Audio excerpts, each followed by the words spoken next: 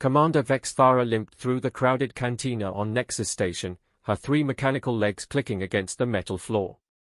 The Ziridian veteran's blue chitinous shell bore scars from countless battles, but none troubled her more than the fresh wounds across her back. She moved toward her usual corner booth, ignoring the stares from other patrons who whispered about her recent return from the Outer Rim conflicts. The cantina buzzed with the usual mix of traders, mercenaries, and off-duty military personnel from a dozen different species. Vexthara ordered her preferred fermented nectar and settled into the shadows, her compound eye scanning the room out of habit. 3 months had passed since the disaster at Kepler for 42b, and, still, nobody wanted to hear the truth about what happened there. A young Altarian pilot approached her table, his golden fur gleaming under the artificial lights. "Commander Vexthara? I'm Lieutenant Call. I've heard stories about your service record. They say you fought in over 200 engagements across 40 systems." Vexthara's mandibles clicked in annoyance. Stories. Everyone wants stories. She took a long drink from her glass. What they don't want is the truth. Cole's ears perked forward with curiosity. The truth about what? About humans. The word came out like a curse. Several nearby conversations stopped, and Vexthara noticed other veterans turning their attention toward her table. The subject of humans always drew a crowd these days. "I don't understand," Cole said, settling into the booth across from her. "Humans are just another species that joined the Galactic Federation recently. They are primitive, barely mastered faster than light travel. Their homeworld is a Class 3 civilization at best." Vexthara's laugh was bitter and harsh. "Primitive? You think advanced technology makes a species dangerous? You think bigger ships and better weapons determine who wins a war?" She leaned forward, her scarred carapace catching the light. "I've fought the Caraxian Empire when they had ships the size of cities. I've battled the Synthetic Collective with their perfect tactical algorithms. I've stood against the Void Hunters and their reality-warping technology."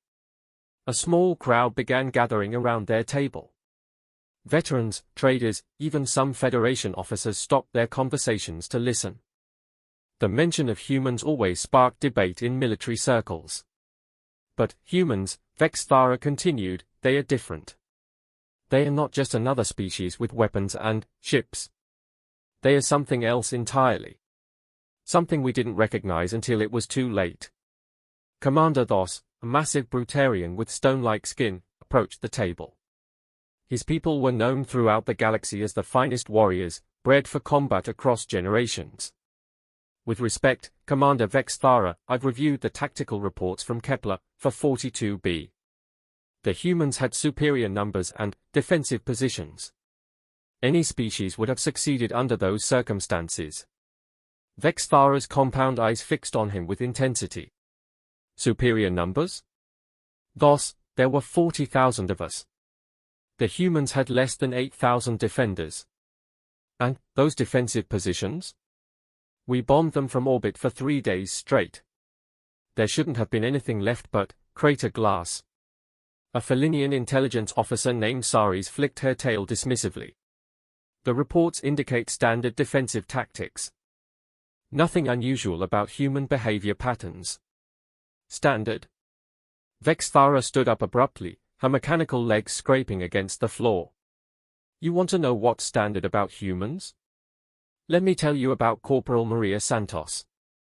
The cantina had grown quiet now, with even the background music seeming to fade. Vexthara's voice carried across the room as she began her account. "Third day of the ground assault. My unit was advancing through the ruins of what used to be New Geneva Colony. The humans had been retreating for 48 hours, leaving behind their wounded, their supplies, everything. We thought they were broken, demoralized. Standard procedure for most species when facing overwhelming force." She paused to take another drink, her hands trembling slightly. "We found Corporal Santos in a collapsed medical facility. Both her legs were crushed under debris, internal bleeding, no chance of survival even with medical intervention. She'd been trapped there for over 6 hours." Cole leaned forward, fascinated despite himself. What happened? She had a grenade. Vexthara's voice dropped to almost a whisper. One fragmentation grenade, standard human military issue. When my squad found her, she could have used it to end her suffering quickly. Instead, she waited. For 6 hours, she waited in agony, listening to our forces move through the area. The Brutarian commander shifted uncomfortably. Suicide attacks are not uncommon among desperate species. Suicide attack. Vexthara's mandibles clicked rapidly, a sign of agitation among her people. You still don't understand. When we approached her position, she didn't detonate the grenade immediately. She talked to us. Saris frowned. Talked? In perfect Ziridian dialect. This dying human soldier spoke to us in our own language, asked about our families, our homeworlds. She engaged my troops in conversation for nearly 10 minutes. My soldiers began to relax, to see her as just another wounded being in need of help. Vexthara began pacing around the table, her story drawing in more listeners from across the cantina. One of my youngest soldiers, barely past his molting ceremony, approached to offer medical assistance. The human smiled at him. Actually smiled. Then, she whispered something in standard that my translator picked up, for every human child you killed yesterday. The silence in the cantina was absolute now. She detonated the grenade. Not to kill herself quickly, but to maximize damage to my squad. She had calculated the exact moment when most of my soldiers would be within the blast radius. 3 dead, 7 wounded, including myself. Vexthara touched the scars across her back. All from a soldier who was already dying, who could have ended her pain hours earlier. Lieutenant Call's golden fur had flattened against his body. That's horrific. That's not the horrific part. Vexthara returned to her seat, her voice growing quieter. The horrific part is what we found in her personal effects afterward. Letters from her daughter, her mother, her sister. Pictures of family gatherings, birthday celebrations, graduation ceremonies. This wasn't some trained killer or hardened warrior. This was a medical corps soldier who had joined the human military to help people. She pulled out a small data pad and activated a holographic image. It showed a smiling human female in civilian clothes, surrounded by other humans at what appeared to be a celebration. Maria Santos, age 24, graduated from medical school 2 years before the war started. Her service record shows she had never fired a weapon in combat before our invasion. Commander Thos studied the image with growing unease. A medic did this? A medic who spoke 4 galactic languages fluently, who had memorized the anatomy and psychology of 6 different species, who knew exactly how to manipulate the emotions and positioning of my soldiers. Vexthara deactivated the hologram. She turned her own death into a weapon more effective than any rifle or artillery strike. The Felinian intelligence officer's ears flattened against her head. This is an isolated incident. One individual's extreme reaction to invasion doesn't represent an entire species. Vexthara's laugh was hollow. Isolated? Saris, that was day 3 of a campaign that lasted 74 days.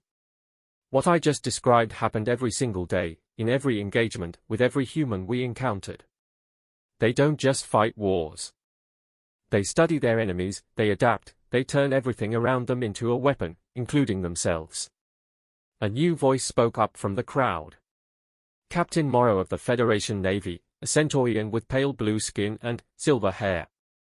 Commander, I've read the classified reports from Kepler, for 42b. Yes, human resistance was more effective than anticipated, but calling them alpha predators seems excessive. They are omnivores from a relatively peaceful world. Vexthara's compound eyes focused on him with laser intensity. Captain, what do you know about Earth's ecosystem? Standard information. Diverse biosphere, moderate gravity, single moon, variety of climate zones. Nothing particularly remarkable. Did you know that humans are the only known species in the galaxy that evolved as persistence hunters? Blank stares greeted this statement. Vexthara continued, most predator species evolved for quick strikes. Ambush predators, pack hunters with short bursts of speed, or overwhelming force. Humans evolved to simply never give up.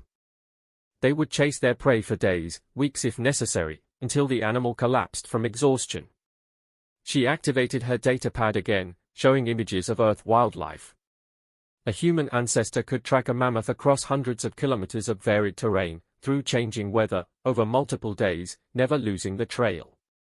They didn't need to be faster or stronger than their prey.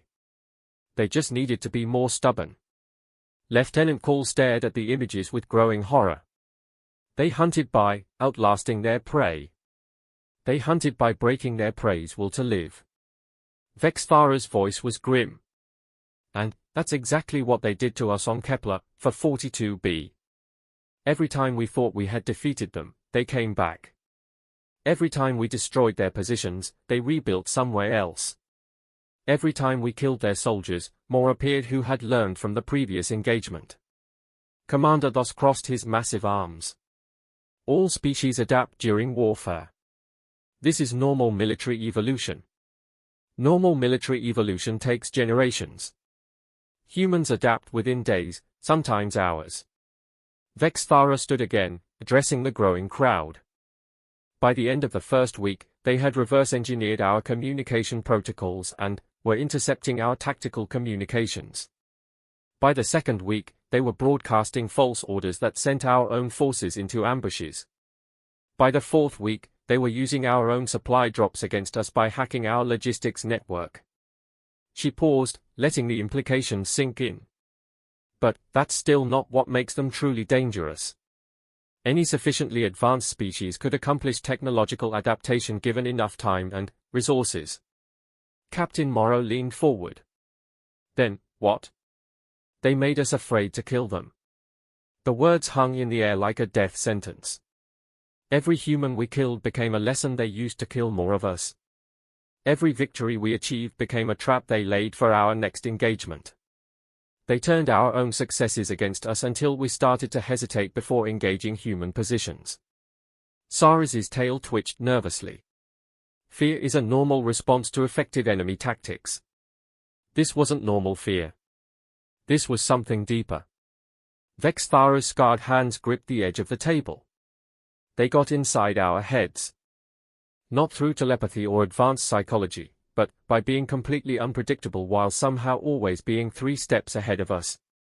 She activated another hologram, this one showing a tactical map covered in red indicators.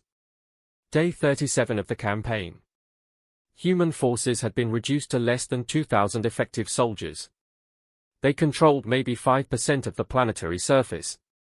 By all military doctrine, they should have surrendered or at least requested terms. The hologram shifted, showing troop movements. Instead, they launched a coordinated assault on 17 different positions simultaneously.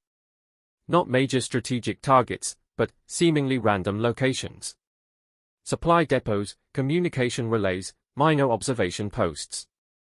None of these attacks should have been significant. Captain Morrow studied the display. Harassment tactics. Designed to disrupt rather than achieve decisive victory. That's what we thought too. Vexthara manipulated the display, showing the aftermath. 6 hours after these attacks, we realized what they had actually done. They had systematically eliminated every position that had a clear line of sight to the Meridian Valley, where our main supply convoy was scheduled to pass the following morning. The assembled crowd was completely silent now, hanging on every word. A convoy that was carrying ammunition for our final assault, medical supplies for our wounded, and, most importantly, the new encryption codes for our fleet communications. Vexthara's voice dropped to a whisper. They had somehow intercepted and decoded our most secure military transmissions, identified the exact route and timing of our most critical supply operation, and eliminated our ability to provide Overwatch protection, all while making it look like random harassment. She deactivated the hologram and looked around at the faces staring at her. 2,000 humans, armed with mostly scavenged equipment and improvised weapons, had outmaneuvered and outthought a force of 40,000 professional soldiers from the most advanced military powers in the galaxy. Lieutenant Call's voice was barely audible. What happened to the convoy? Complete loss. Every vehicle, every soldier, every piece of equipment. Vexthara sat back down heavily. But that's not the worst part. The worst part is how they did it. She pulled up another image, this one showing wreckage scattered across a valley floor. No orbital bombardment, no heavy weapons, no advanced technology. They used the convoy's own momentum against it. They had spent weeks studying the route, calculating load distributions, analyzing driver behavior patterns. They knew exactly where to place small charges to cause a chain reaction that would destroy the entire convoy using its own kinetic energy. Commander Thos stared at the wreckage with professional interest. Impressive tactical thinking, but still within normal parameters for military engineering. The charges were made from ingredients found in our own medical supplies. Vexthara's words cut through the room like a blade. They had infiltrated our field hospitals weeks earlier, not to sabotage or steal, but to study.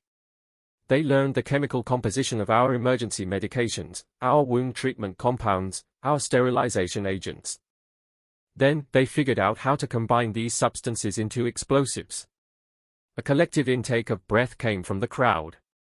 They turned our own attempts to heal our wounded into the weapons that destroyed our supply lines. Vexthara's compound eyes swept across the faces around her. They made us afraid to treat our own injured soldiers because we didn't know what they might have learned from watching our medical procedures. Saris's voice was shaky now. How could they have gained access to your medical facilities?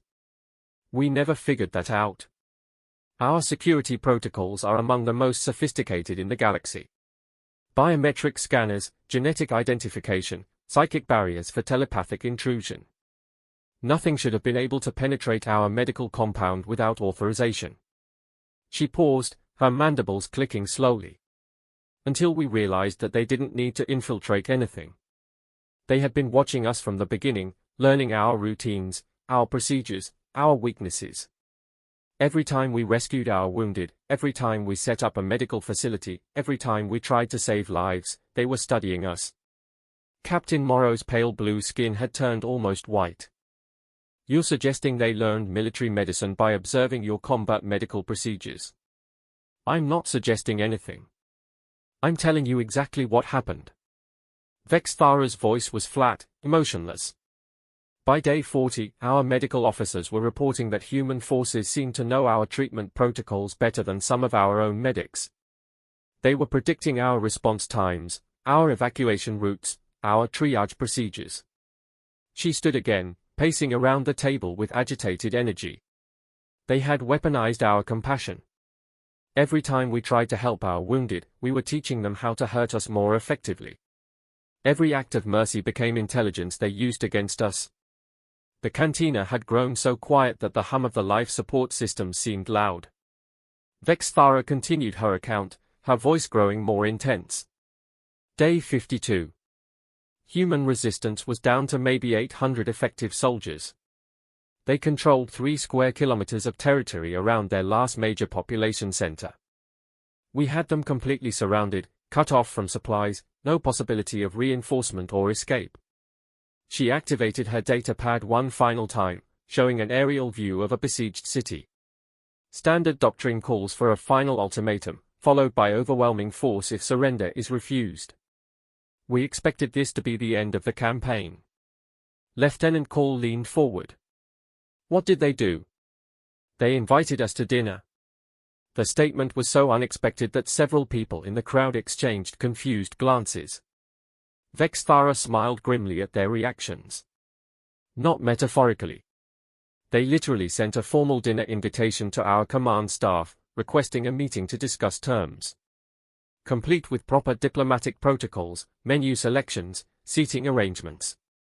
They even included dietary information for 6 different species, showing they had researched the nutritional requirements and cultural preferences of our entire command structure. Commander Thos frowned. A surrender negotiation. That's what we thought. The invitation was delivered by a human child, maybe 10 years old according to their aging patterns, carrying a white flag and wearing what appeared to be formal diplomatic clothing. Vexthara's expression darkened. She walked through our entire siege perimeter, past automated defenses, through 3 layers of security, and somehow reached our command bunker without triggering a single alarm. Saris's ears were completely flat against her head now. How is that possible? We never figured it out.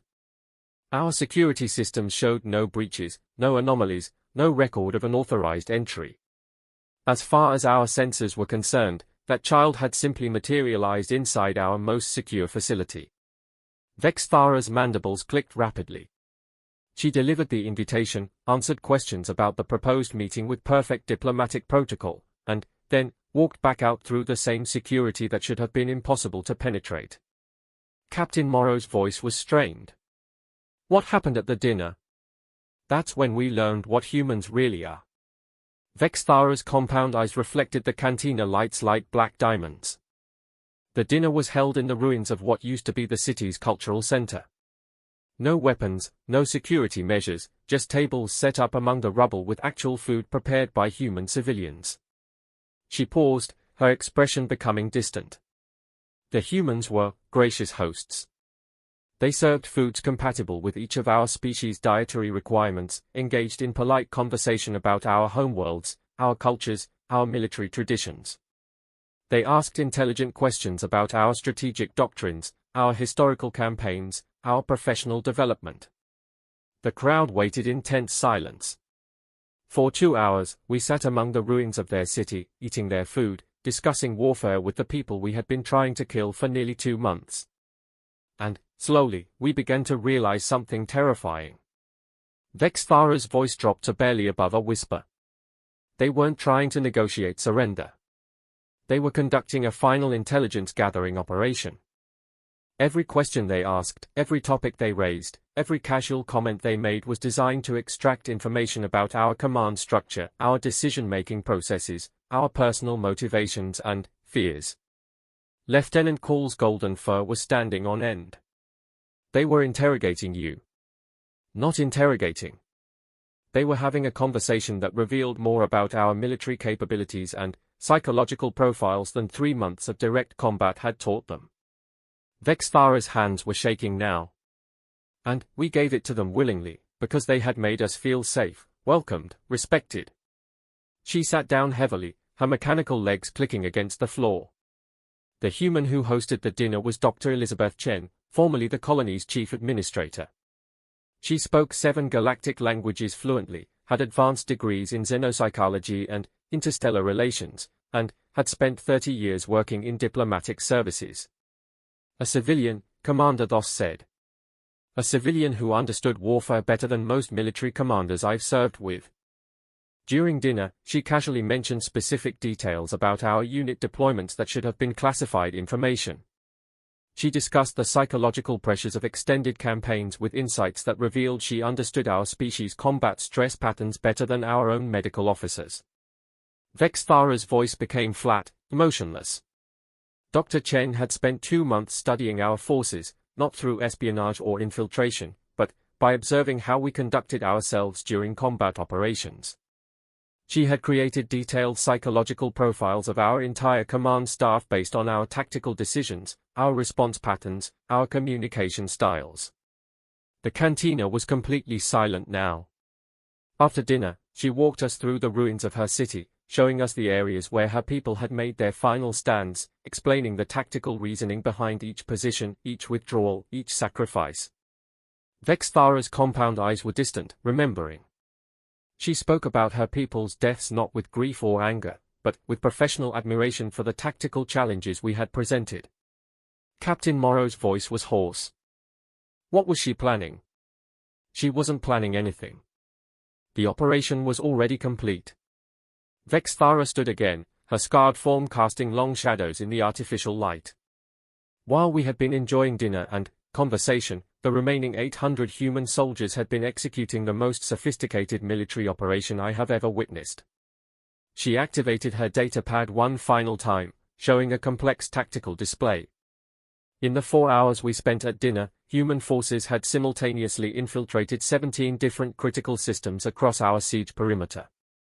Not through technology or superior firepower, but through detailed knowledge of our operational procedures they had gained by observing our behavior for 2 months. The display showed multiple breach points, each marked with precise timing.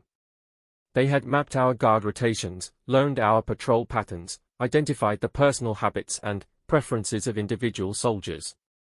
They knew which guards would be distracted by certain stimuli, which officers could be misdirected with carefully crafted false information, which automated systems could be temporarily disabled without triggering alerts. Lieutenant Call stared at the display in horror. They infiltrated your entire siege perimeter? They didn't just infiltrate it. They took complete control of it. Vexthara's voice was grim. While we were discussing military history over dessert, they had gained access to our artillery control systems, our communication networks, our supply logistics, even our medical facilities. The tactical display shifted, showing the full scope of human operations. But they didn't use this access to attack us directly. Instead, they did something far more sophisticated and terrifying.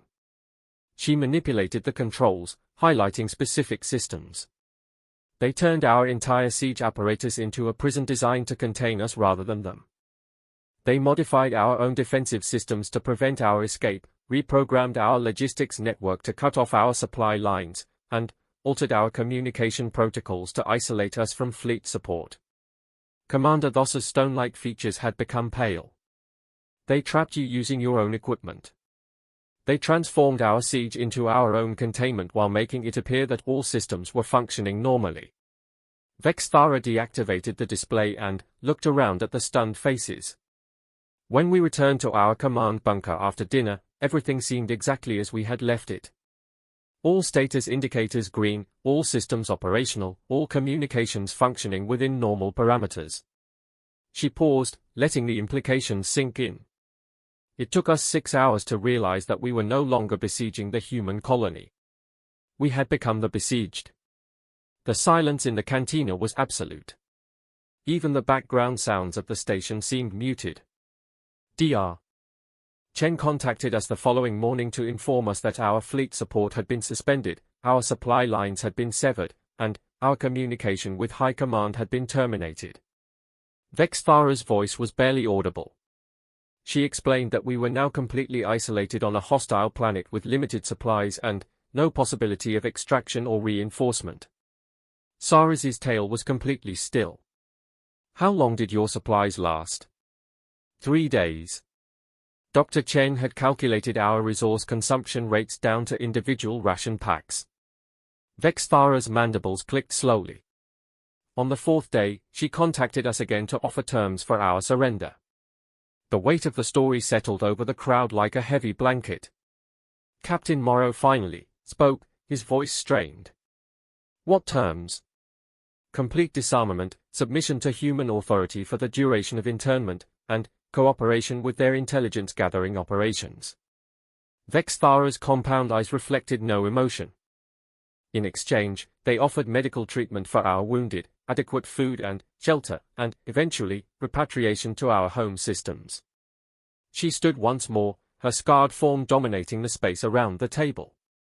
40,000 professional soldiers from the most advanced military forces in the galaxy, defeated by 800 humans using nothing more than superior intelligence, tactical creativity, and an understanding of warfare that went far beyond anything we had encountered. Lieutenant Call's voice was weak. Did you surrender? We had no choice.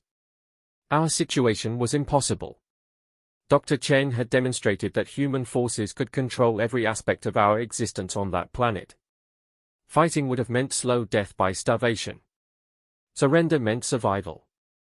Vexthara looked around at the faces staring at her, seeing her own traumatic realization reflected in their expressions.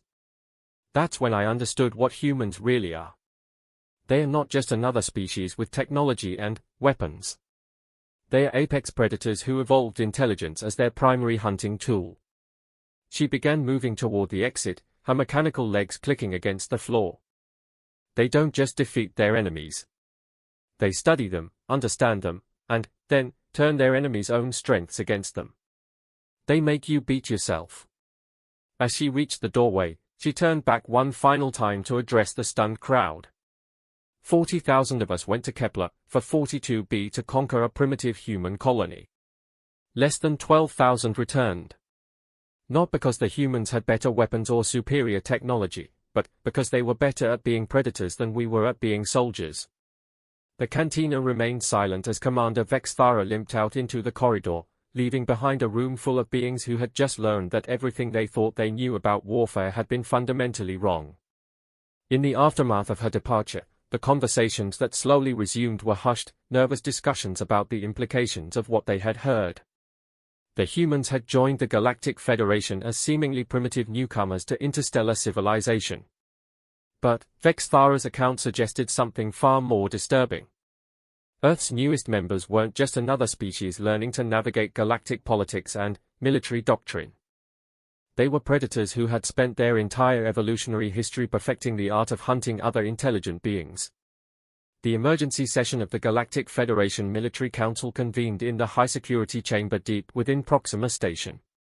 Admiral Korthax, a massive Dragnari with obsidian scales and burning amber eyes, presided over the gathering of military leaders from 18 different species.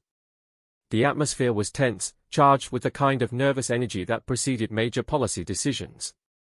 The purpose of this emergency session, Admiral Korthax began, his deep voice resonating through the chamber's acoustic dampeners, is to address growing concerns about the military capabilities and strategic intentions of the newest Federation members from Sol System. General Vashti, commander of the Altarian Defense Forces, shifted her golden fur nervously. Admiral, with respect, we're talking about humans. They've been Federation members for less than 2 years. Their contribution to our combined fleet consists of 12 light cruisers and a handful of support vessels. How significant a threat could they possibly represent? Admiral Korthax activated the central holographic display, showing casualty reports from recent conflicts. General Vashti, in the past 18 months, human forces have been involved in 7 military engagements across 5 different sectors. The casualty ratios in these conflicts have been unprecedented. The display shifted to show detailed battle statistics. Even seasoned military commanders found the numbers difficult to process. Human forces consistently achieved victory ratios that defied conventional military mathematics. Captain Seren of the Crystalline Collective, whose species had perfected warfare through algorithmic precision over thousands of years, studied the data with growing confusion. These numbers must be incorrect. No species can maintain these kinds of performance metrics across multiple engagements without significant technological advantages. That's exactly what we thought, Admiral Korthax replied grimly. Which is why we commissioned a comprehensive analysis of human military doctrine, evolutionary history, and psychological profiles. The results of that analysis are why we're here today. Dr. Melanie Tross, the Centaurian xenopsychologist who had led the research team, approached the central display. Her pale blue skin seemed almost luminescent under the chamber's lighting as she began her presentation.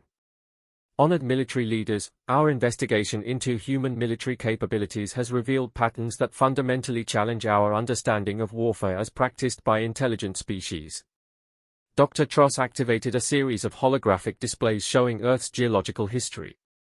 Humans evolved on a planet that experienced 5 major extinction events over its history. Each time, life on Earth was nearly completely eliminated, forcing surviving species to develop extreme adaptability and resilience. The display showed various periods of Earth's development, highlighting the dramatic environmental changes. General Thokmar of the Brutarian Legion, whose people prided themselves on being the galaxy's finest warriors, crossed his massive stone-textured arms. Many worlds have hostile environments. This doesn't explain their unusual combat effectiveness. Dr. Tross manipulated the display to show Earth's current ecosystem. General Thokmar, Earth is unique in that humans became the dominant species not through physical superiority, but through collaborative intelligence and tool use. However, their evolutionary path included a critical phase that no other known sapient species experienced. The hologram shifted to show early human ancestors. For approximately 2 million years, proto-humans existed as both predators and prey within their ecosystem. They developed intelligence primarily as a survival mechanism against larger, stronger, faster predators while simultaneously perfecting techniques for hunting other intelligent species. Captain Seren's crystalline form resonated with harmonic confusion. Other intelligent species? Earth had multiple sapient species. Not exactly sapient as we understand it, but approaching that threshold. Dr. Tross highlighted different hominin species on the timeline. Neanderthals, Denisovans, Homo erectus, several other related species that possessed advanced tool use, complex social structures, and problem-solving capabilities that bordered on true sapience. The implications began to dawn on the assembled leaders. Admiral Korthax's amber eyes blazed brighter as he grasped the significance. Modern humans, Dr. Tross continued, are the descendants of the one human subspecies that successfully eliminated all others through a combination of direct competition, resource monopolization, and what can only be described as strategic genocide accomplished through superior tactical intelligence. General Vashti's golden fur flattened against her body. They eliminated their own species variants. Not just eliminated. They integrated useful genetic material through interbreeding while systematically destroying the social structures and territorial control of competing groups. Dr. Tross's voice was clinical, but the content was chilling. Humans are the evolutionary product of a species that spent hundreds of thousands of years perfecting the art of hunting other tool-using, socially organized, intelligent beings. The chamber fell into stunned silence. The implications were staggering. Captain Seren finally spoke, his harmonic voice filled with uncertainty. Dr. Tross, are you suggesting that humans evolved specifically to hunt other sapient species? I'm stating definitively that humans are the only known species in the galaxy that evolved advanced intelligence specifically for the purpose of competing against other advanced intelligences. Dr. Tross activated another display showing comparative evolution charts. Every other sapient species we've encountered developed intelligence to manipulate their environment, to create technology, to solve abstract problems. She highlighted human evolutionary markers. Humans developed intelligence to manipulate other intelligent beings. Their primary evolutionary pressure was not environmental adaptation or tool creation, but social warfare against cognitively equivalent opponents. The weight of this revelation settled over the military leaders like a suffocating blanket. Admiral Korthax spoke in a voice barely above a whisper. Every other species in the galaxy developed intelligence to solve problems. Humans developed intelligence to solve other intelligent species. Dr. Tross nodded grimly. Their entire cognitive architecture is optimized for predicting, understanding, and ultimately controlling the behavior of other thinking beings. This is why their military tactics seem so unprecedented to us. We're fighting wars the way our respective species learn to build tools or navigate environments. Humans fight wars the way they learn to hunt each other. General Thokmar's stone-like features showed signs of stress fractures. How does this translate to modern military capabilities? I'll defer to Commander Vexthara for practical applications, Dr. Tross replied, gesturing toward the entrance. The Ziridian veteran limped into the chamber, her mechanical legs clicking against the polished floor. Her presence immediately changed the atmosphere, carrying with her the weight of actual combat experience against human forces. Honored leaders, Vexthara began without preamble, Dr. Tross has explained what humans are. I'm here to explain what that means for anyone who has to fight them. She activated a personal data pad, projecting detailed tactical analyses. 3 months ago, I commanded a mixed-species task force of 40,000 professional soldiers in an assault on the human colony of Kepler, for 42b. We had overwhelming numerical superiority, advanced technology, comprehensive intelligence about human capabilities, and detailed tactical plans developed by the finest military minds in the Federation. The display showed the initial deployment, with human positions marked in red and Federation forces in blue. The disparity was visually striking. Standard military doctrine suggested this should have been a routine pacification operation completed within days. Instead, it became a 74-day nightmare that fundamentally changed my understanding of what warfare means when humans are involved. Admiral Korthax leaned forward. Commander, what makes human military doctrine different from standard Federation tactics? Vexthara's compound eyes reflected the holographic light as she considered the question. Admiral, Federation military doctrine is based on achieving victory through superior force application, better technology, or strategic positioning. Human doctrine is based on achieving victory by making their enemies defeat themselves. She manipulated the display to show specific engagements. Day 12 of the campaign. Human forces had retreated to defensive positions around their primary population center. Standard siege doctrine calls for systematic reduction of defensive capabilities through sustained bombardment followed by coordinated assault. The tactical display showed Federation forces in textbook siege positions. We implemented standard siege procedures for 68 hours. Orbital bombardment, artillery strikes, electronic warfare. By all measurements, human defensive capabilities should have been reduced to negligible levels. General Vashti studied the display. What happened when you initiated the assault? The humans weren't in the positions we had been bombarding. Vexthara's voice carried the weight of professional humiliation. They had abandoned their original defensive positions after the first 12 hours of bombardment and relocated their entire civilian population and military assets to positions we didn't know existed. Captain Seren's harmonic voice resonated with confusion. How could you not detect a complete population relocation? Because they didn't relocate. They had never been in the positions we thought we were attacking. Vexthara manipulated the display to show underground tunnel systems. While we spent 3 days destroying empty bunkers and abandoned equipment, human forces were operating from a secondary defensive network they had constructed specifically to exploit our tactical assumptions. The implications were disturbing. Admiral Korthak spoke slowly. They deliberately allowed you to detect false positions. Not just allowed. They guided our reconnaissance to reach the conclusions they wanted us to reach. Vexthara's mandibles clicked with agitation. Every piece of intelligence we gathered, every tactical assessment we made, every strategic decision we implemented was based on information they had carefully provided to manipulate our behavior. She activated another display showing communication intercepts. We thought we were conducting sophisticated electronic surveillance of human communications. What we were actually doing was monitoring carefully crafted disinformation designed to reinforce our preconceived notions about their capabilities and intentions. General Thokmar's massive form shifted uncomfortably. You describing a level of deception that would require predicting enemy behavior with impossible precision. That's exactly what they did, Vexthara replied.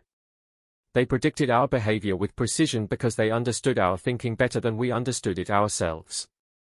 While we were planning to attack them, they were studying us.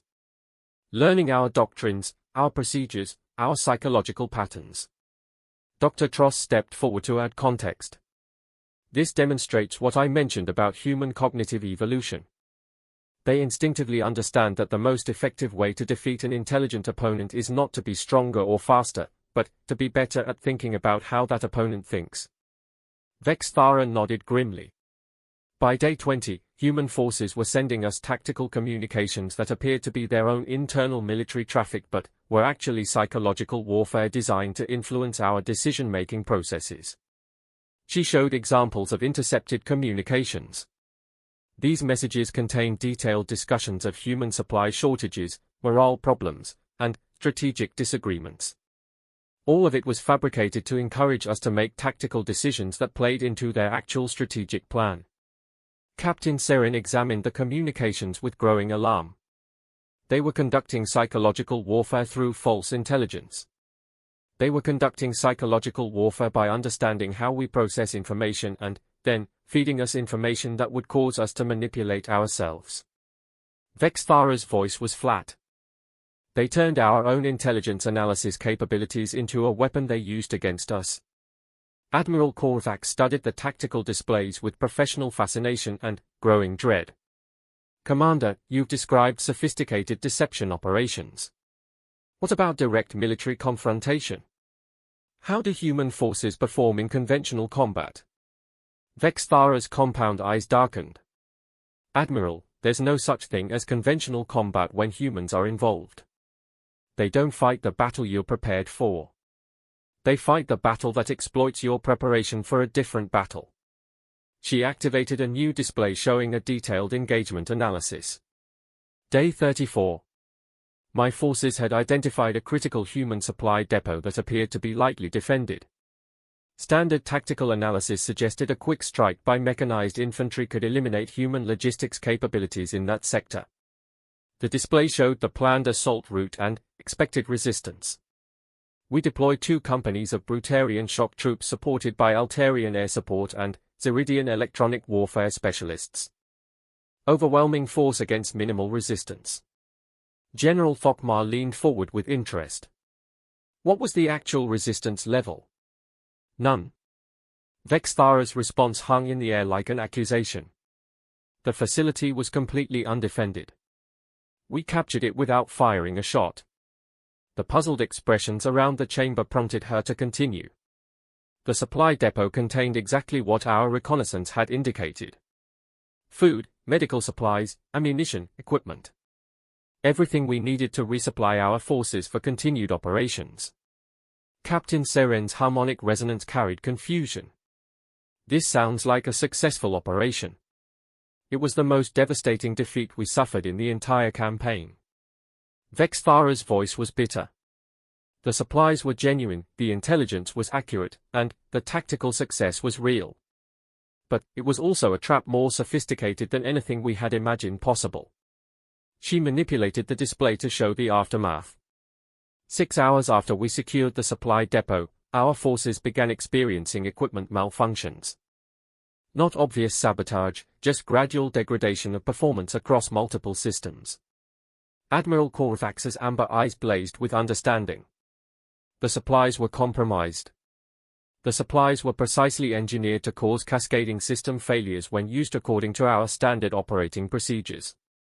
Vexthara's mandibles clicked rapidly. The ammunition was chemically altered to cause accelerated wear in our weapons. The food contained additives that would cause digestive issues specific to our species' biology.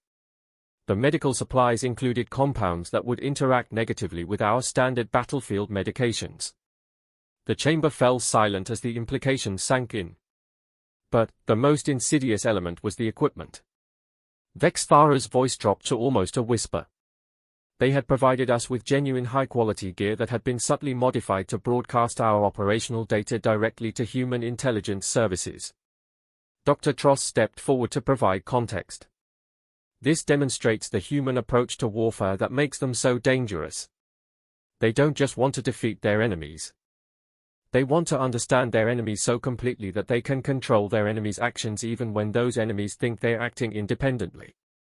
General Vashti's golden fur was standing on end. They turned a successful supply raid into a comprehensive intelligence gathering operation. They turned our tactical success into strategic defeat by giving us exactly what we wanted in a way that served their purposes better than ours. Vexthara's scarred form seemed to shrink as she relived the memory. For 2 weeks after that raid, every decision we made, every position we took, every operation we planned was based on equipment that was reporting our activities directly to human command. Admiral Korvax spoke slowly, his deep voice carrying the weight of his growing realization. Commander, you're describing a level of strategic thinking that treats the entire war as a single, integrated system where every element serves multiple purposes simultaneously. That's exactly what human warfare is, Vexthara confirmed. They don't see battles as individual events. They see everything as part of a larger pattern that they are constantly adjusting to achieve maximum advantage. Every engagement, every interaction, every apparent success or failure is designed to move the overall situation closer to their desired outcome. She activated a final display showing the complete timeline of the campaign. Look at this from their perspective. They allowed us to achieve minor tactical victories that provided them with intelligence about our capabilities, operational procedures, and psychological profiles. They used our own successes to manipulate our strategic decision-making and, ultimately, to control the pace and direction of the entire conflict. The display showed how each Federation victory had actually advanced human strategic objectives. By the time we realized what was happening, we weren't fighting a war against human forces. We were participating in a training exercise that humans were using to study our military capabilities and develop countermeasures for future conflicts. Captain Seren's crystalline form resonated with harmonic distress. Are you suggesting that humans deliberately allowed the conflict to continue for their own research purposes? I'm stating definitively that humans used the entire 74-day campaign as a laboratory for studying how Federation military forces think, plan, and operate under combat conditions. Vexthara's voice carried absolute conviction. They learned more about our capabilities in those 74 days than we have learned about theirs in 2 years of Federation membership. The weight of this revelation settled over the chamber like a toxic cloud. Admiral Korthax spoke in a voice heavy with implications. If Commander Vexthara's analysis is correct, then every military engagement involving human forces has been as much an intelligence-gathering operation as an actual conflict. Dr. Tross nodded grimly. Which brings us to the primary reason for this emergency session. Based on our analysis of human evolutionary history, their demonstrated military capabilities, and their strategic behavior patterns, we must consider the possibility that humanity's membership in the Galactic Federation represents a long-term infiltration strategy rather than genuine diplomatic integration. The chamber erupted in shocked voices as the full implications of the presentation became clear. General Vashti's voice cut through the chaos. Dr. Tross, are you suggesting that humans joined the Federation as a pretext for studying our military capabilities? I'm suggesting that we need to consider all possibilities, Dr. Tross replied carefully. Humans have demonstrated the ability to conduct multi-year strategic operations with objectives that only become clear in retrospect. Their behavior patterns are consistent with a species that views all interactions as potential sources of tactical intelligence. Admiral Korthax raised his hand to restore order. The question before this council is not whether humans represent a theoretical threat, but how we should respond to the demonstrated reality that they approach military conflict in ways that our doctrine cannot effectively counter. Commander Vexthara stepped forward once more. Admiral, if I may offer a tactical recommendation based on my experience. Proceed, Commander. Don't fight them.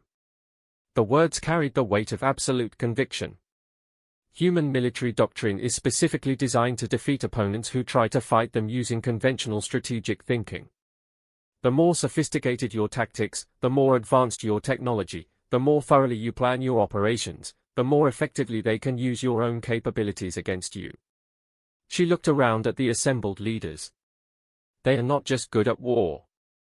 They are good at turning your skill at war into a vulnerability they can exploit.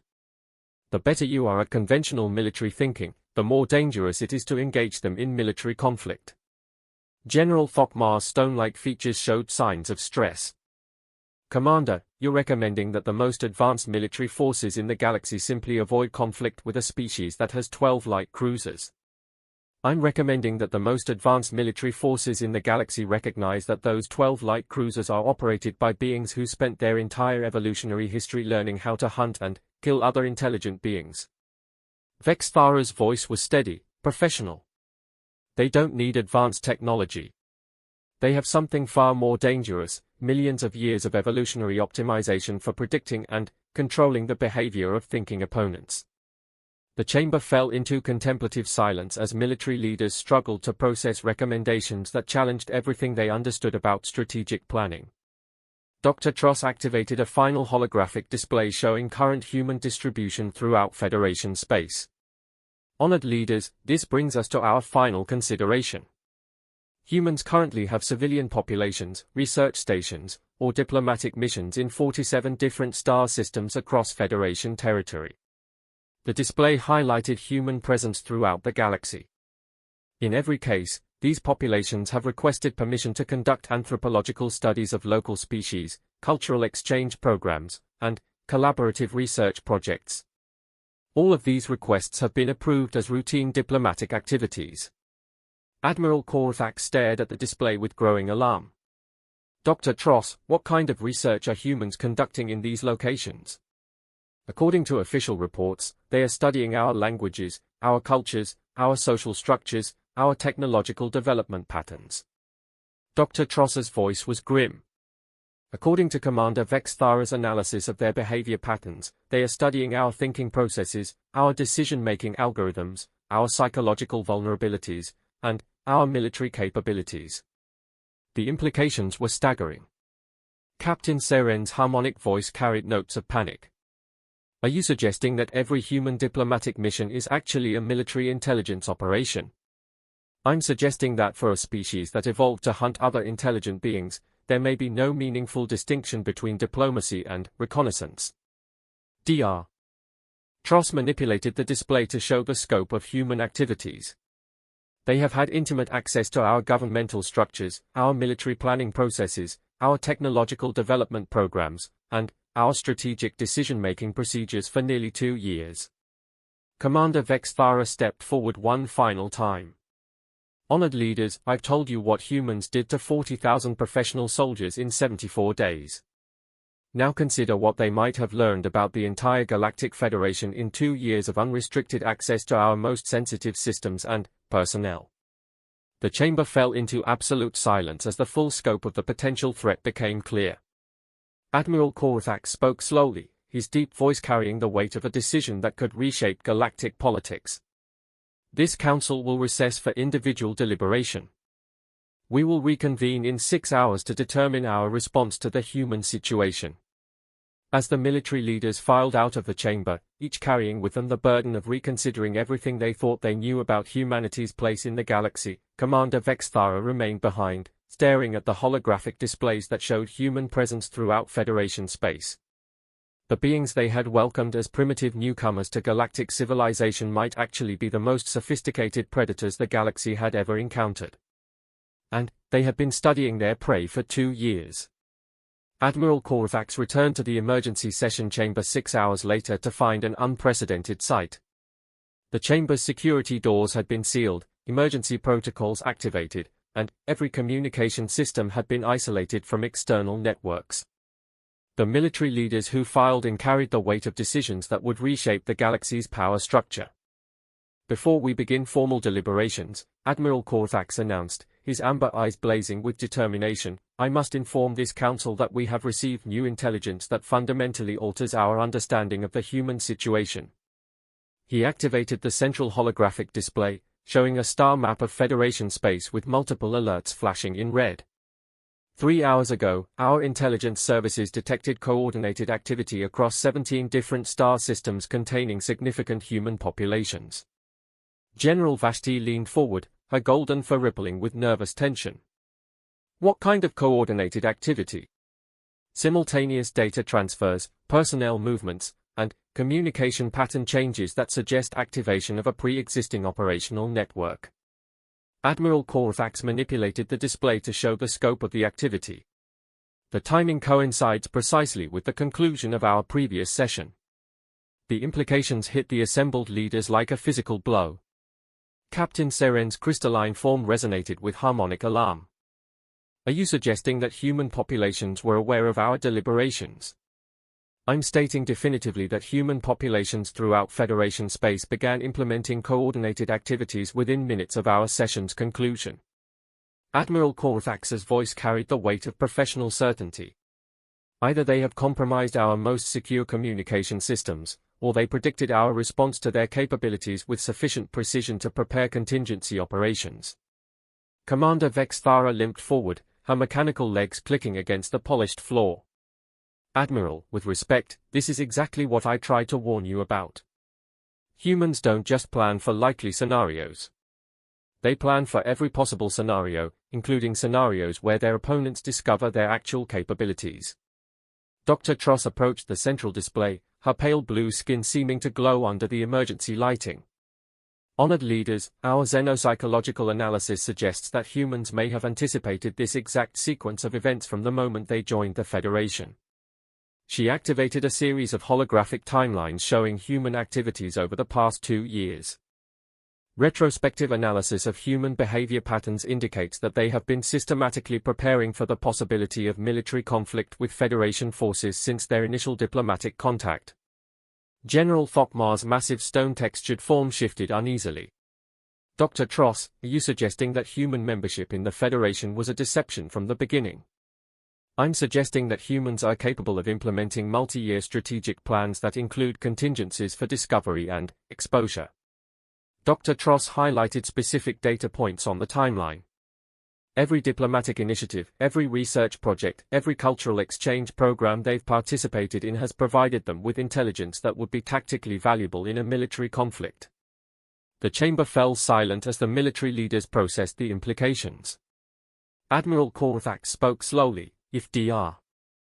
Tross's analysis is correct, then humans have spent 2 years conducting the most sophisticated intelligence operation in galactic history while maintaining the appearance of peaceful diplomatic integration. Commander Vexthara activated her personal data pad, projecting additional tactical analyses. Admiral, I've spent the past 6 hours reviewing human activities across Federation space using the analytical framework I developed after Kepler, for 42b. The patterns are unmistakable. The display showed a complex web of interconnected human activities. Every human research station is positioned to monitor critical military installations, trade routes, or communication relays. Every cultural exchange program has provided humans with detailed information about our species' psychology, decision-making processes, and social vulnerabilities. She manipulated the display to highlight specific installations. Every diplomatic mission has been granted access to governmental databases, military planning systems, and strategic intelligence networks. If you assume that humans have been gathering tactical intelligence for future military operations, their positioning and activities make perfect strategic sense. Captain Seren's harmonic voice carried notes of panic. Are you suggesting that every human civilian in Federation space is actually a military operative?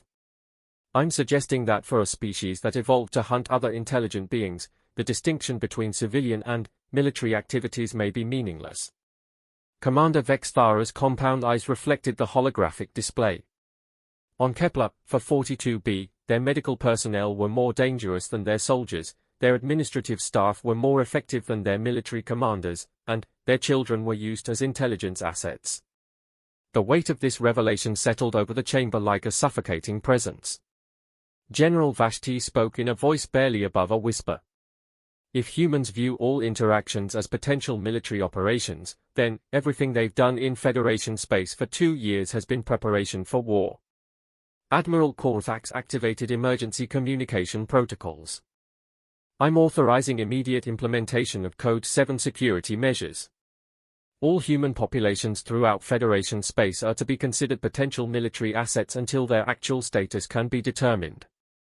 The chamber's display systems automatically sealed and began operating on isolated networks. Code 7 meant that the Federation military considered itself to be in a state of undeclared war. Dr. Tross stepped forward with obvious reluctance. Admiral, there's additional information that this council needs to consider before implementing military responses to the human situation. Proceed, Dr. Tross. Our intelligence analysis has identified evidence suggesting that humans may have already achieved military objectives that we haven't recognized yet. Dr. Tross activated new displays showing Federation military deployment patterns. Over the past 18 months, human recommendations for tactical improvements, strategic planning, and operational procedures have been integrated into standard Federation military doctrine. The implications were staggering. Captain Seren's crystalline form resonated with harmonic distress. Are you saying that humans have influenced our military planning processes? I'm saying that humans have systematically provided advice, recommendations, and analytical support that has been incorporated into our most sensitive military systems. Dr. Tross highlighted specific examples. Equipment modifications, tactical procedures, communication protocols, strategic planning algorithms.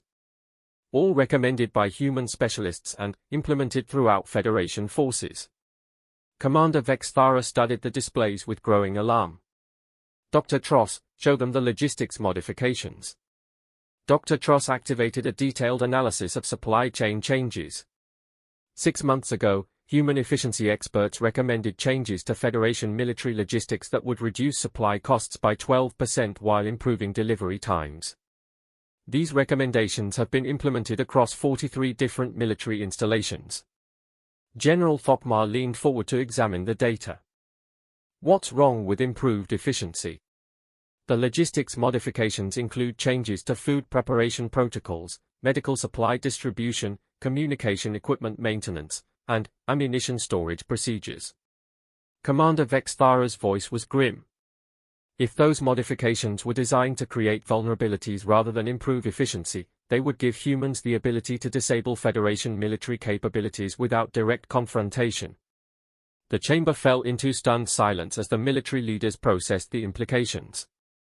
Admiral Korvax spoke in a voice heavy with realization. Are you suggesting that humans have been systematically introducing vulnerabilities into our military infrastructure while making those vulnerabilities appear to be improvements? I'm stating definitively that humans have had access to modify our most critical military systems for months, and that those modifications follow patterns consistent with what they did to my forces on Kepler for 42b. Commander Vex Thara's scarred form dominated the space around the central display. They turned our own capabilities against us by giving us exactly what we wanted in ways that served their purposes better than ours. Dr. Tross activated additional displays showing the scope of human influence. Honored leaders, our analysis indicates that humans may have achieved strategic military objectives throughout Federation space without anyone recognizing that military operations were taking place. She highlighted specific systems and installations.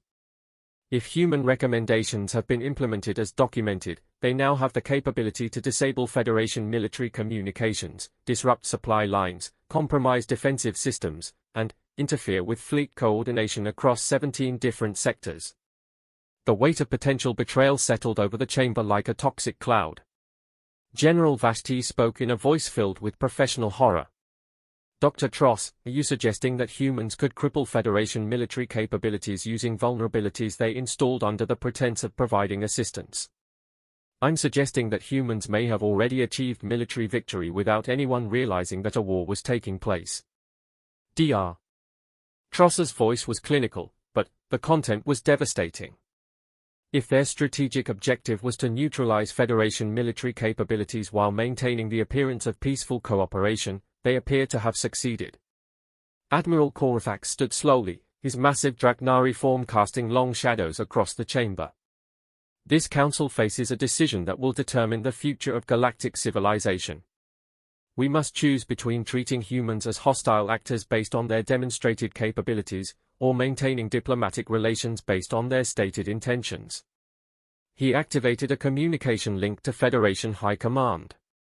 I'm requesting authorization for military action against human populations throughout Federation space.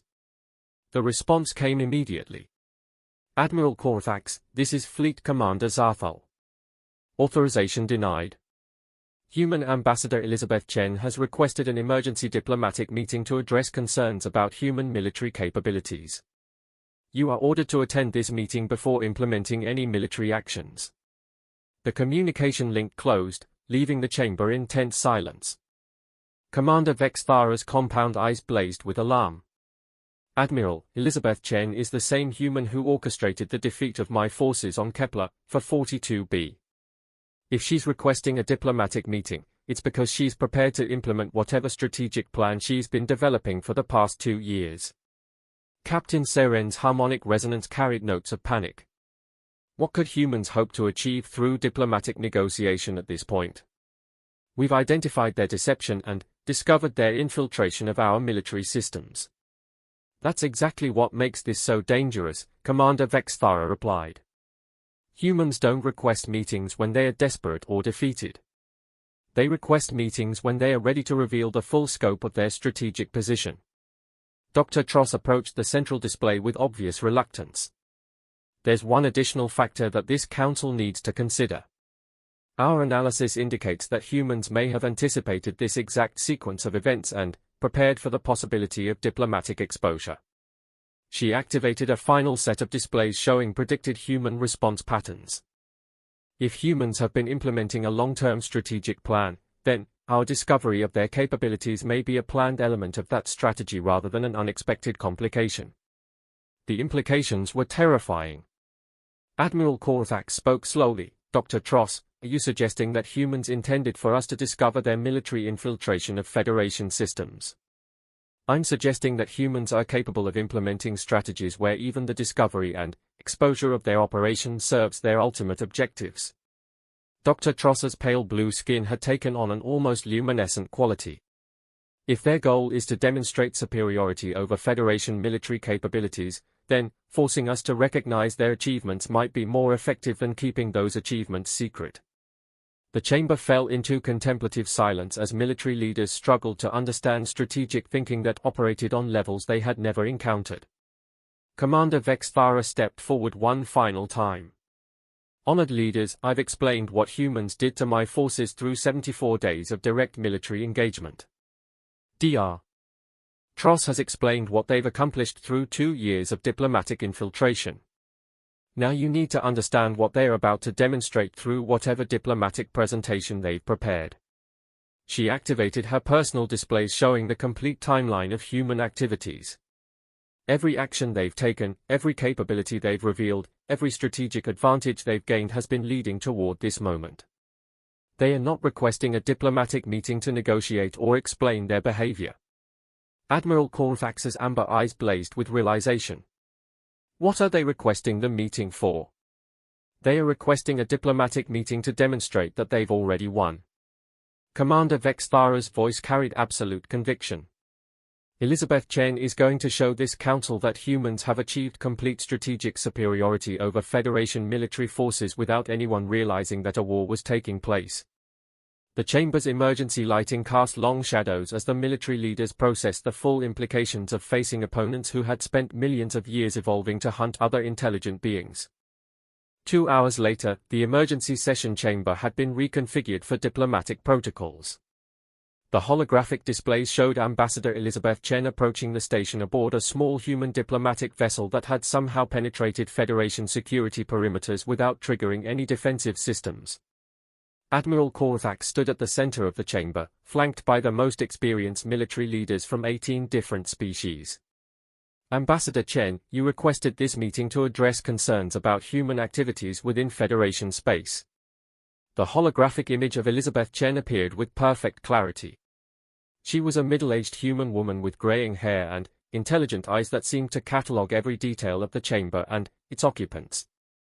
Admiral Corvax, thank you for agreeing to this meeting. I understand that your council has been reviewing human capabilities and strategic activities. Her voice was calm, professional, carrying the tone of someone conducting routine diplomatic business rather than addressing accusations of systematic infiltration and strategic deception. Ambassador Chen, General Vashti spoke with carefully controlled aggression. Our analysis indicates that human populations throughout Federation space have been conducting intelligence operations while maintaining the pretense of peaceful diplomatic integration. Elizabeth Chen's expression showed mild interest. General Vashti, that's a fascinating perspective. I'm curious about the analytical framework you used to reach that conclusion. The response was so unexpected that several council members exchanged confused glances. Captain Seren's harmonic voice carried notes of uncertainty. Ambassador Chen, are you denying that humans have been gathering military intelligence through diplomatic missions? Captain Seren, I'm asking what you think military intelligence means in the context of interspecies relations. Elizabeth Chen's tone remained professionally curious. From our perspective, understanding how different species think, plan, and make decisions is essential for effective diplomatic cooperation. Commander Vexthara stepped forward, her scarred form radiating tension. Ambassador Chen, I commanded the forces that engaged human populations on Kepler for 42B. I'm fully aware of human capabilities in military planning and strategic deception. Elizabeth Chen's attention focused on the Ziridian veteran with obvious recognition. Commander Vexthara, I remember our interactions during the colonial defense operations. I'm pleased to see that you survived the engagement. The casual acknowledgement sent chills through the chamber. Dr. Tross spoke with clinical precision. Ambassador Chen, our analysis indicates that humans may have achieved strategic military objectives throughout Federation space through systematic infiltration of critical systems. Dr. Tross, that's an intriguing hypothesis, Elizabeth Chen replied with continued professional interest.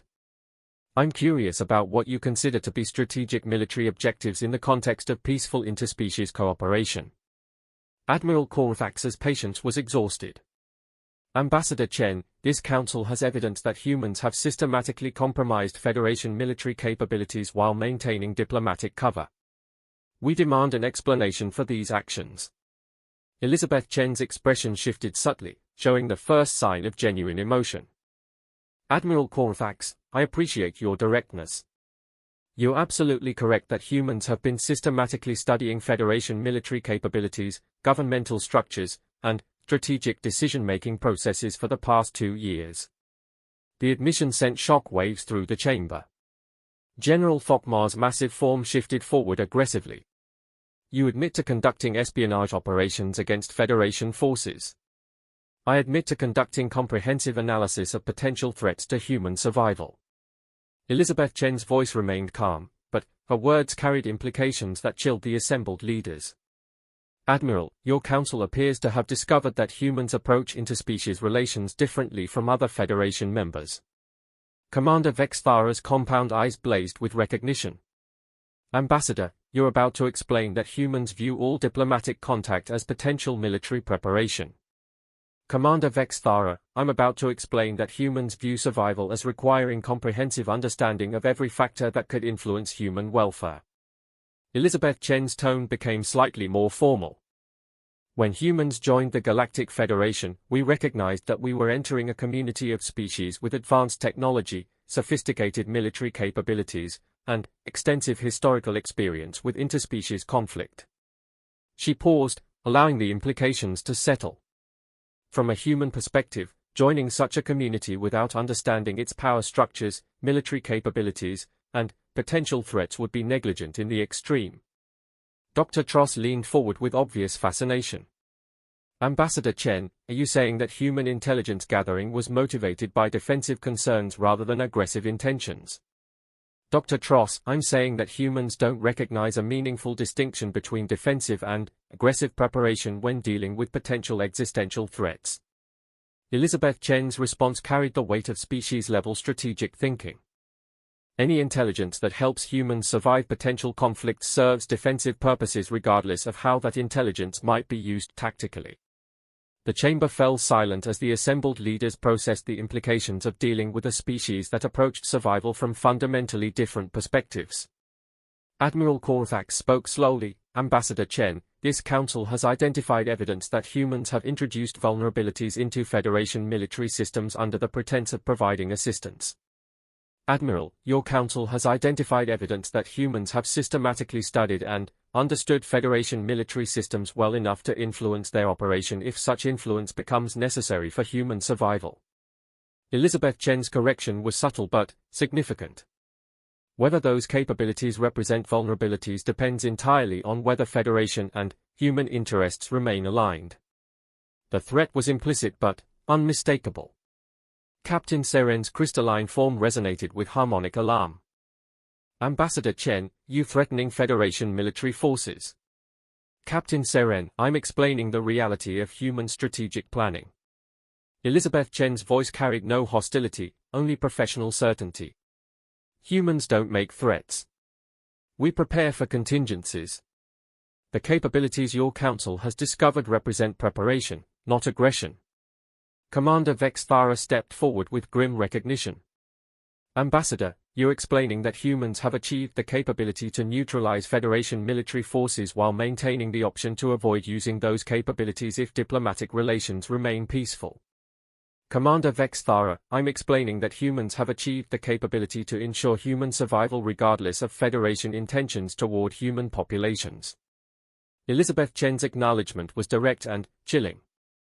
If Federation forces pose no threat to human welfare, then human defensive capabilities pose no threat to Federation forces. The implications hung in the air like a death sentence. General Vashti spoke in a voice barely above a whisper. Ambassador Chen, what are human intentions regarding continued Federation membership? General Vashti, human intentions regarding Federation membership depend entirely on Federation intentions regarding human welfare. Elizabeth Chen's response carried the weight of ultimatum disguised as diplomatic courtesy. Humans have no desire for conflict with Federation forces. We also have no intention of remaining vulnerable to potential Federation aggression. Admiral Korthax realized that he was facing a diplomatic situation that had no precedent in galactic history. Ambassador Chen, what are you proposing? Admiral, I'm proposing that this council recognize the reality of human capabilities and adjust Federation policies accordingly. Elizabeth Chen's tone remained professionally pleasant. Humans have demonstrated that we can defend ourselves effectively against Federation military forces. We've also demonstrated that we can contribute positively to Federation welfare through our analytical and strategic capabilities. She paused, allowing her words to sink in.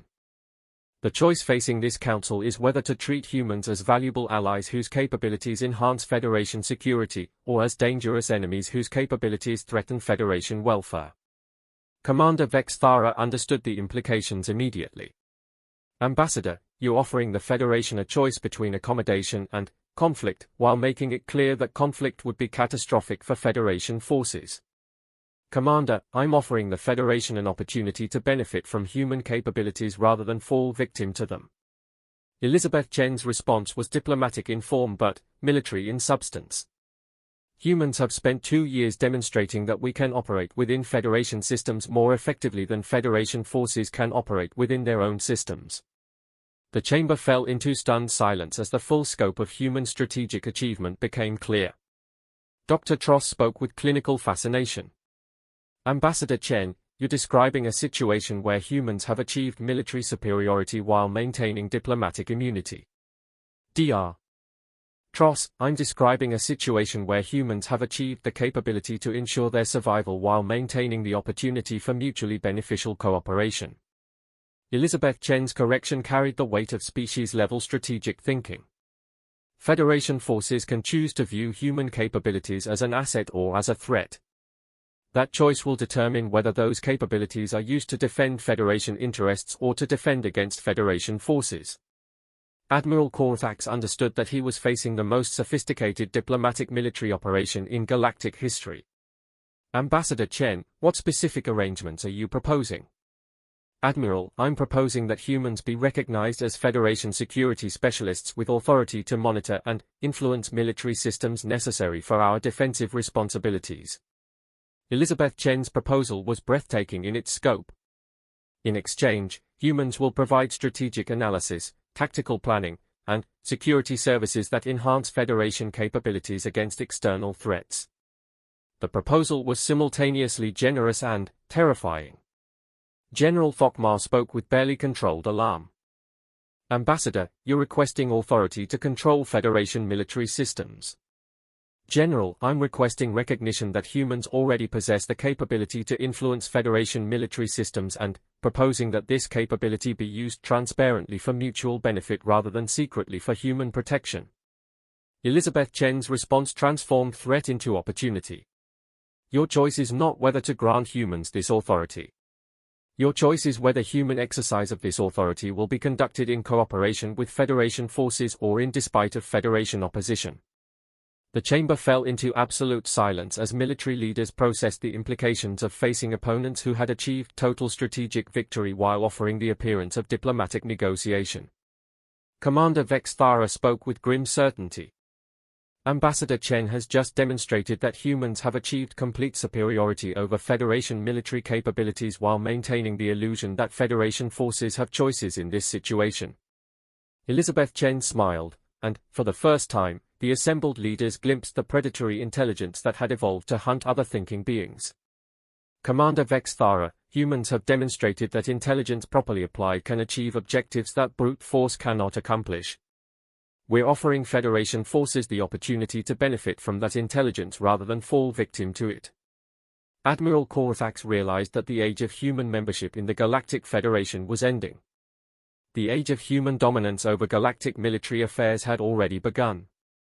Ambassador Chen, he said in a voice heavy with the weight of historic change, this council will need time to consider your proposals. Of course, Admiral.